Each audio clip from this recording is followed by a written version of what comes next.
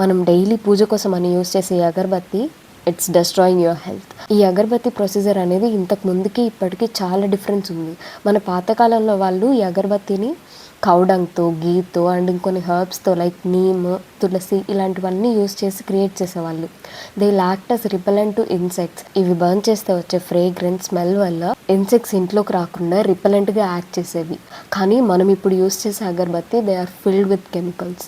Charcoal powder, synthetic fragrances, synthetic musk, cheap fillers లాంటివి ఇంకా చాలా కెమికల్స్ యూస్ చేసి ఇది క్రియేట్ చేస్తున్నారు. ఒక స్టడీలో ఏం తెలిసిందంటే ఈ అగరబత్తిలో యూస్ చేసే కెమికల్స్ మదర్ బ్రెస్ట్ మిల్క్లో కూడా ట్రేస్ చేశారంట. అంటే చూడండి మన బాడీలో ఈ కెమికల్స్ ఎంత డీప్గా ఎంటర్ అవుతున్నాయని. ఈ సింథటిక్ ఫ్రేగ్రెన్సెస్ అన్నీ ప్లెజెంట్గా ఒక టెంపుల్లో ఉన్న వైబ్ రావడానికి యూస్ చేస్తారు. But they are harming your health. ఇన్ని కెమికల్స్ ఎప్పుడైతే మన బాడీలోకి ఎంటర్ అవుతాయో రికరెంట్ హెడేక్స్ రావడం, సైనస్ ప్రాబ్లమ్స్ ఎక్కువ అవ్వడం, హార్మోనల్ ఇంబ్యాలెన్సెస్ ఎక్కువ అవ్వడం ఇవన్నీ చూస్తుంటాం. సో ఆ కెమికల్ అగరబత్తిని ఎంత వీలైతే అంత ఫాస్ట్గా ఆపేసి న్యాచురల్ ఆల్టర్నేటివ్స్ చూసుకోండి.